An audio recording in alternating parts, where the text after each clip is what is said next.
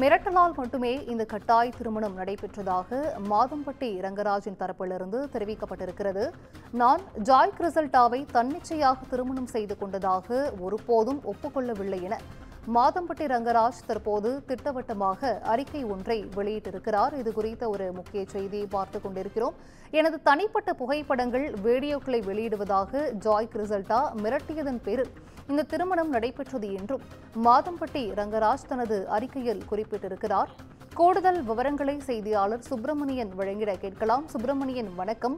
மிரட்டலால் கட்டாய திருமணம் நடைபெற்றதாக மாதம்பட்டி ரங்கராஜின் தரப்பிலிருந்து அறிக்கை ஒன்று வெளியிடப்பட்டிருக்கிறது.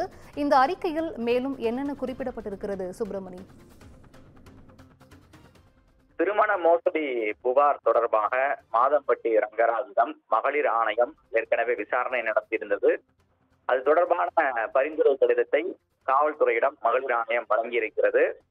அந்த கடிதத்தில் தான் ஒப்புக்கொண்டதாக, ஜாய் கிறிசல்டாவை திருமணம் செய்து கொண்டதை தான் ஒப்புக்கொண்டதாக அந்த கடிதத்தில் அவர் தெரிவித்திருந்ததாக மகளிர் ஆணையம் தரப்பில் சொல்லப்பட்டிருந்தது.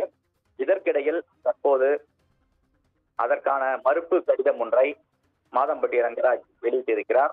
அறிக்கை வாயிலாக அதை வெளியிட்டிருக்கிறார். மகளிர் ஆணையத்தில் குறிப்பிடப்பட்டுள்ள எந்த ஒன்றையும் தான் ஒப்புக்கொள்ளவில்லை என்று அவர் தெரிவிக்கிறார். நான் ஜாயை தன்னிச்சையாக திருமணம் செய்து கொண்டதாக ஒருபோதும் ஒப்புக்கொள்ளவில்லை. அதை நான் திட்டவட்டமாக மறுக்கிறேன். ஜாய் என்னை அவதூறு செய்வதற்காக தனிப்பட்ட புகைப்படங்கள் மற்றும் வீடியோக்களை வெளியிடுவதாக பல முறை மிரட்டியதால் இந்த திருமணம் மிரட்டலின் பேரில் நடந்தது. செப்டம்பர் 2025 1000 விளக்கு அனைத்து மகளிர் காவல் நிலையம், அதாவது துணை ஆணையர் அலுவலகத்தில் சென்னை உயர்நீதிமன்றத்திலும் விரிவான வாக்குமூலங்களை நான் ஏற்கனவே அளித்துள்ளேன். இந்த திருமண மிரட்டலின் போது கட்டாயப்படுத்தப்பட்டு என்னிடம் இருந்து பணப்பறிக்கும் நோக்கத்தோடு செய்யப்பட்டது என்பதை தெளிவாக குறிப்பிட்டுள்ளேன்.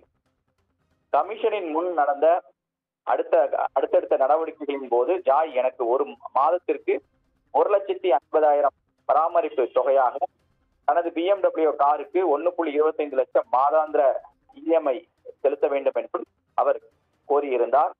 நான் அந்த கோரிக்கையை மறுத்துவிட்டேன்.